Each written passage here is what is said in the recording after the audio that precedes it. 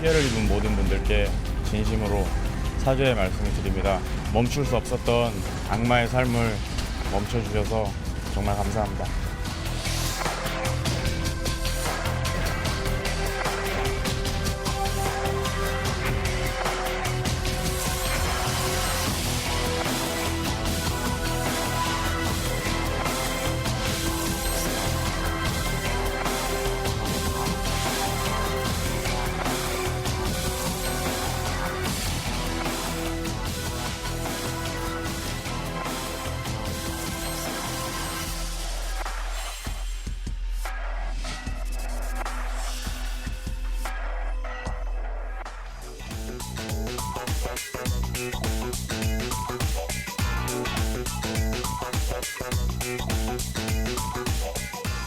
성착취 동영상 판매업자였던 조주빈 오늘 검찰에 송치되면서 얼굴이 공개됐는데 갑자기 손석희 사장을 언급했습니다. 양지열 변호사와 자세히 알아보겠습니다. 어서 오십시오. 네, 안녕하세요.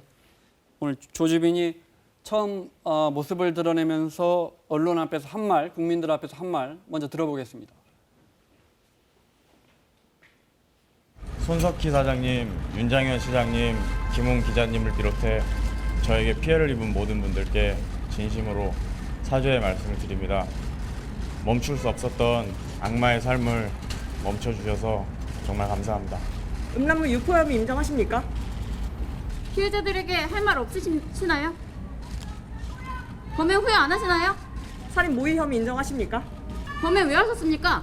걸리지 않을 거라고 생각하셨나요? 각각 아시나요? 미성년자 피해자들 많은데 죄책감 안 느끼시나요? 어떻게 들으셨어요? 담담한 것 같지만 사실은 굉장히 정교하게 준비된 말 같기도 하고요.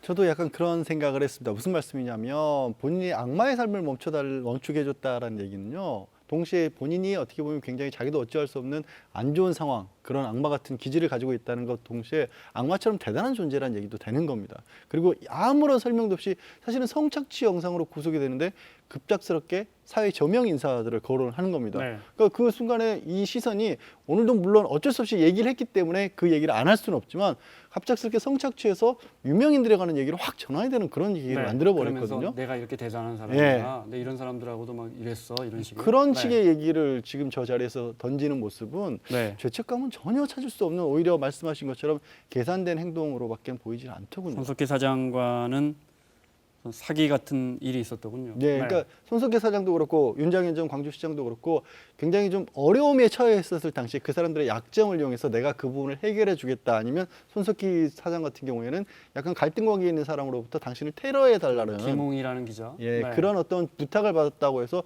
안 알아볼 수가 없게끔 그렇게 만들어놓고 그래서 거기서 또 금품을 갈취하는 행각을 보였거든요. 그러니까 성착취- 김웅이라는 기자가 나에게 예. 손 사장의 가족들을 테러해라고 사주했다는 것처럼 텔레그램 그 메시지를 조작을 위조를 한 해서 겁니다. 예. 딱 보여주면서 봐라 저 사람이 나한테 의뢰해 왔다 당신 가족들 해치라고 그렇습니다. 이렇게 예. 접근해서 예. 내가 막아줄 테니까 돈 주라. 네.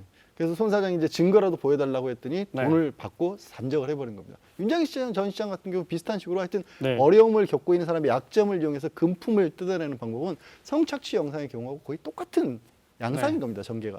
자, 흔하게 뭐 N번방 몇 번째 방이라는 거죠? 그렇습니다. 네, 그- 정확하게 어떤 식으로 하는 거예요?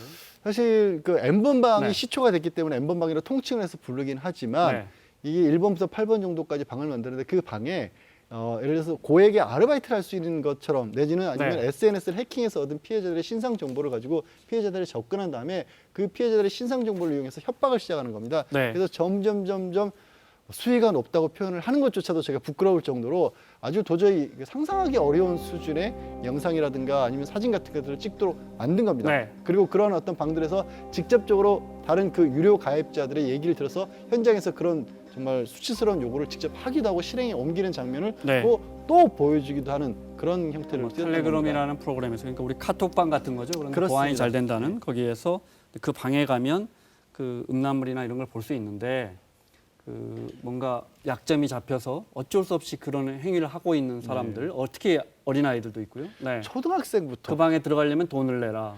돈을 네. 내는 것도 유료 뭐 맛보기 방이라고 해서 네. 그냥 이런 것들이 있다라부터 꼬인 다음에 20만 처음에 그렇게 해서 원, 회원 가입시키고 20만 원, 50만 원, 150만 원 그 안으로 들어갈수록 들어가 있는 영상의 내용도 충격적일 뿐더러 권한을 일부 부여하는 겁니다. 네. 직접적으로 어떤 행동을 그 피해자들에게 시킬 수 있는. 그러니까 네. 저 안에 들어가서 본 사람들 중에는 그건 아주 돈을 많이 낸 예. 회원들이 가입할 수 있도록 그렇습니다. 해주고. 단순하게 봤다는 게 아니라 네. 사실상 범죄에 가담했다고 볼 수 있는 사람들조차 있는 겁니다.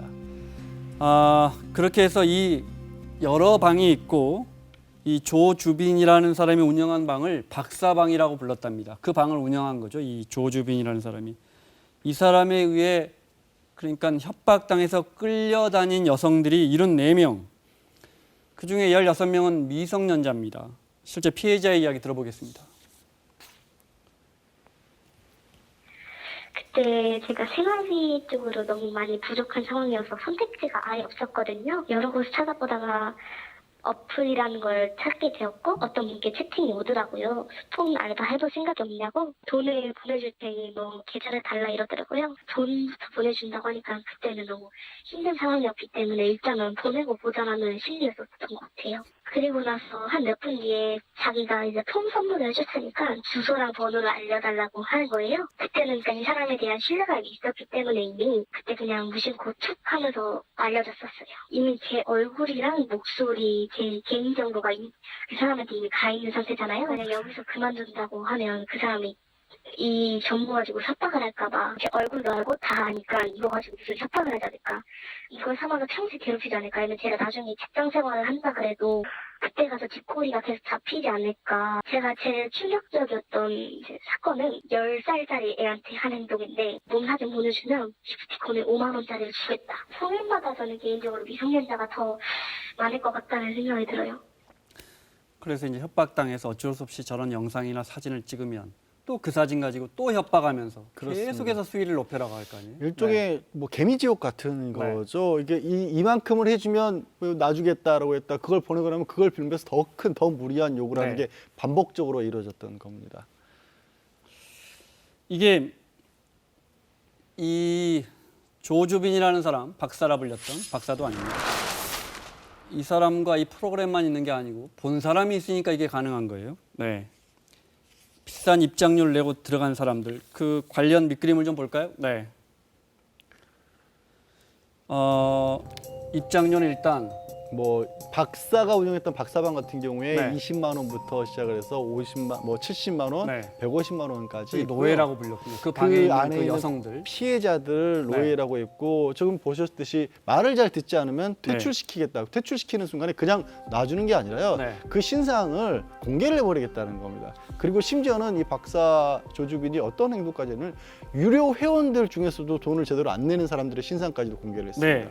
그러니까 그게 회원들마저도 사실은 뭐 잠재적인 가해자인 동시에 피해자인 그런 상황이었던 그런 것도 있는 거죠. 40만 원의 비트코인 같은 코인을 입금하면 이거 아마 추적을 피하기 위해서 그래 현금을 안 받았던 것 같고 방 2개를 볼 수 있습니다. 이런 식으로. 그렇습니다. 거기 가면 더 수위가 센 건 이제 뭐 100만 원을 내십시오 이런 식으로. 그러니까 아까 말씀드린 것처럼 방 2개를 그냥 보는 그룹이 있고 거기서 직접 명령을 할 수 있는 그런 그룹이 있고 네. 그런 식으로 명령을 그걸- 하면 거기에 이제 그 영상에 출연하고 있는 그 여성 협박당해서 그 여성에게 이제 무슨 동작을 해봐라 이런 식으로. 그런 식입니다.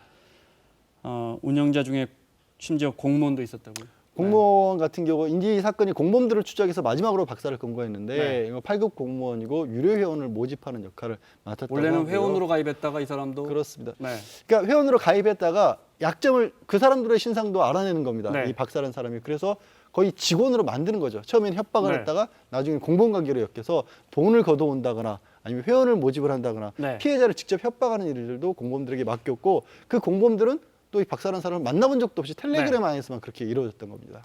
자신이 그런 일을 하면서 너가 여기 회원으로 당신이 회원으로 들어와서 그 안에 있던 사진 몇 장을 밖으로 유출했지.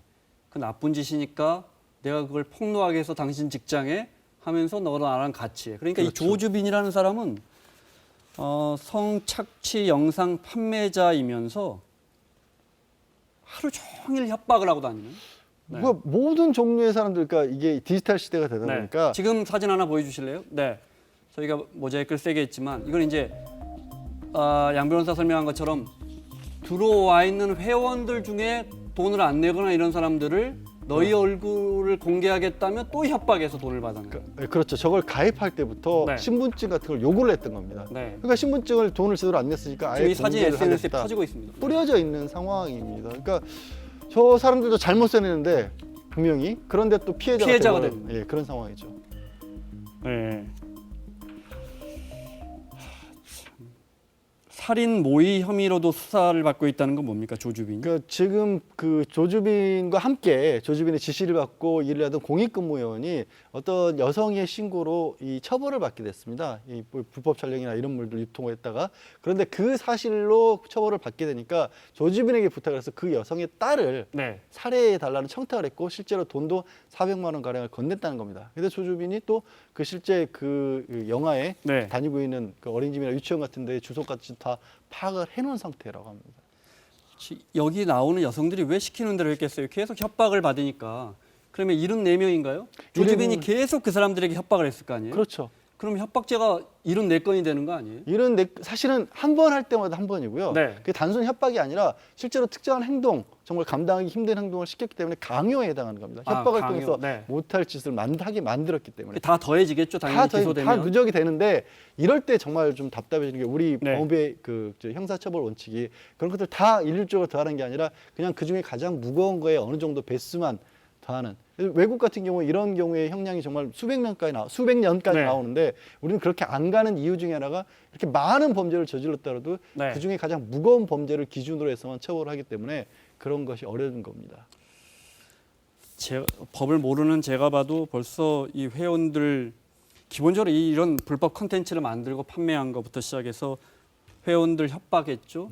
그다음에 제일 중요한 건 이제 미성년자 아이들까지 16명입니다. 협박해서 강요하고 그걸로 금전적 이익을 이 사람 경찰이 집 덮쳤을 때 집에서 뭐 1억 원인가 나왔다면서요? 현금이? 1억 3천만 원 가량이 네. 있었고 지금 뭐 정확하게 다 공개된 건 아닙니다만은 네. 일부 언론을 통해서 그동안의 가상화폐로 이 조주빈에게 있었던 금액이 10억 원에서 많게는 32억 원까지 추정이 된다고 합니다.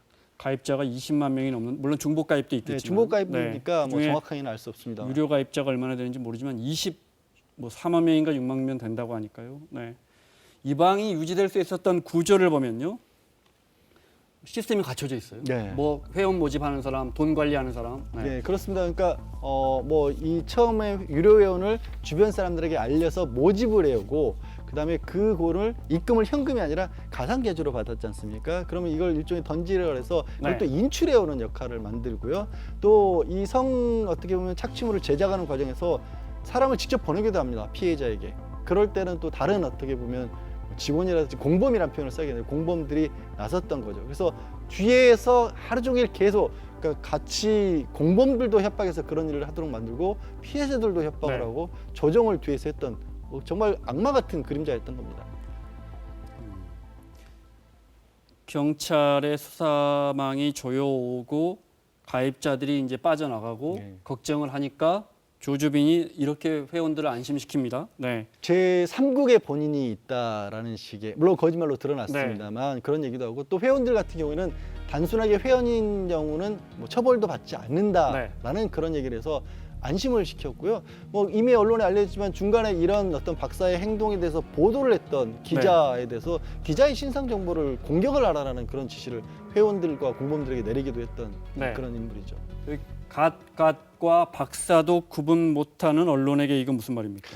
이 갓갓이라고 하는 사람이 이런 형태의 방을 만들었던 거의 원조 중에 한 사람입니다. 네. 이 갓갓이 운영했던 게 N번방이었고요. 네. 이제 박사가 운영했던 건 박사방인데 유사한 형태긴 하지만 조금씩은 달랐다는 겁니다. 그래서 그 안에서는 나름대로의 경쟁 관계였다고도 합니다. 네. 그 텔레그램에 저런 것들을 운영하는 그런 사람들 사이에서는 경찰 측에서 가까이 먼저 이런 형태로 했고 예. 이 사람이 훨씬 더 잔인하게 어떻게 보면 발전된 형태의 범죄를 더 이 조주빈이 예, 그렇습니다. 그러니까 조주빈이 가장 발전시켰다고 하는 것은 가상화폐를 이용해서 유료 결제할 수 있는 시스템을 만들었기 때문에 네. 가장 발전됐다고 하는데 애초에 이런 식으로 텔레그램을 통해서 이 착취 영상을 유통시킬 수 있는 시스템을 만든 거, 플랫폼을 만든 건 또 워치맨이라고 하는 사람이 네. 따로 있고 38세의 회사원인데 이미 구속돼서 이제 재판을 받고 있습니다. 가까스는 잡았습니까? 가까스는 아직 못 잡았습니다.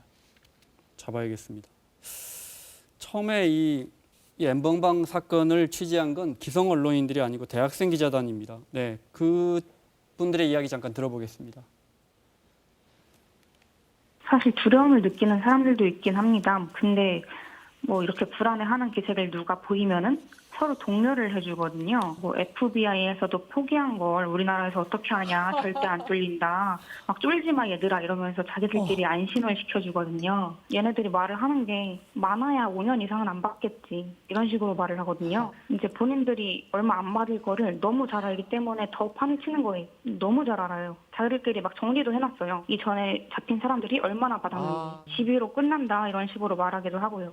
왜 그런 거죠? 이전에 잡힌 사람들이 이 뭡니까 성인 동영상 판매라든지 컨텐츠 제작이라든지 이런 것 때문에 처벌만 받아서 그런 거 아니에요? 실제로 그렇죠. 실제로 네. 그러니까 근데 지난해 지금 조주빈은 지금 제가 볼 때는 그 무수한 여성들을 특히 어린아이들을 계속 협박한 게 훨씬 큰 죄 아닙니까? 협박하고 강요한 거. 아동을 이용한 그런 착취 영상을 제작했기 때문에 네. 법정형 자체가 5년 이상 무기징역으로 굉장히 무겁습니다. 다만 문제는 뭐냐면요. 실제로 지난해에 굉장히 국제적으로 우리나라 논란이 됐던 게 아동들을 이용한 그런 불법적인 영상물을 만들어서 운영을 했던 사건이 있었습니다. 네. 운영자가 한국 사람이었는데 이 한국 사람은 집행유예를 받았고요. 실제로. 네, 기억납니다. 예. 근데 미국이나 영국에서 그걸 이용했던 사람들은 5년에서 20년까지 징역형을 받았습니다. 그래서 이게 사실은 국제적으로도 대한민국에서 어떻게 미성년자에 대한 보호가 이렇게 이루어지지 않고 있느냐는 비난을 많이 받았거든요. 네. 그러니까 저 말이 사실은 이 꼭 틀린 말은 아니다, 이 말씀. 거짓말이 아니었던 거예요. 네. 그만큼 우리가 디지털 성범죄에서 아까 누군 잡혔다 그랬죠. 그러니까 워치맨은 기소돼서 잡혔습니다. 예, 그 구형량이 3년 6개월을 구형을 했고 네. 그 검찰이 실제 지금 얼마 안 나오네요. 예, 검찰이 지금 설명을 했던 구형이니까 거는 선고는 아무래도 더 낮아질 수 있고요. 지금 약간 미뤘습니다. 아, 그래요? 그러니까 박사가 구금이 됐고 이런 N번방과 관련된 인물인지를 정확하게 몰랐다라고 검찰은 제가 보기엔 좀 다소 궁석해 보이는 그런 얘기를 네. 하고 있으면서 다시 이제 그 사건을 병합해서 재수사를 하겠다고 했습니다. 그다음에 물론 20여만 명의 가입자 중에는 뭐 잠깐 호기심 삼아 들어간 사람도 있겠지만 그 중에는 2만 원, 5만 원 하면서 저것이 범죄다. 심지어 저기에 어린아이가 있다는 걸 알면서도 계속 돈을 낸 사람들도 많을 거예요. 예. 이 사람들 처벌은 어떻게 합니까?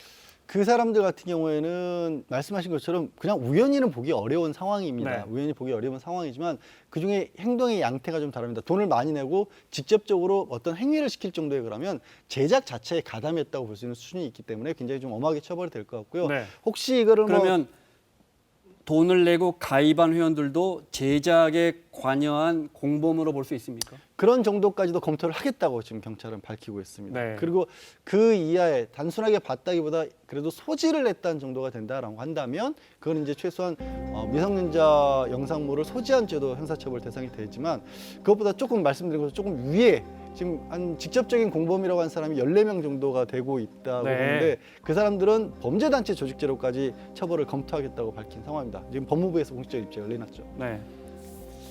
마무리를 해야겠습니다.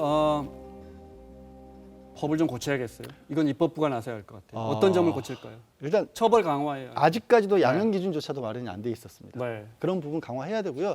더 나아가서는 법을 엄단을 하고 또 저는 이렇게 많은 사람들이 이렇게 잘못된 생각을 하고 있다면 분명히 우리 사회에 이건 네. 병입니다. 병. 저같이 법률을 하는 사람의 문제가 아니라 사회적으로 심리학적으로 이 특히 젊은 학생, 어린 학생들을 어떻게 바꾸고 가르쳐야 될까부터 좀 검토를 해봐야 될 단계가 아닌가 싶습니다. 알겠습니다. 자, 오늘 좀 일찍 마무리하겠습니다. 양지열 변호사의 설명 들었고요. 사사건건 오늘은 총선 정강정책 연설 방송으로 일찍 마치겠습니다. 내일 이 시간에 돌아오겠습니다. 고맙습니다.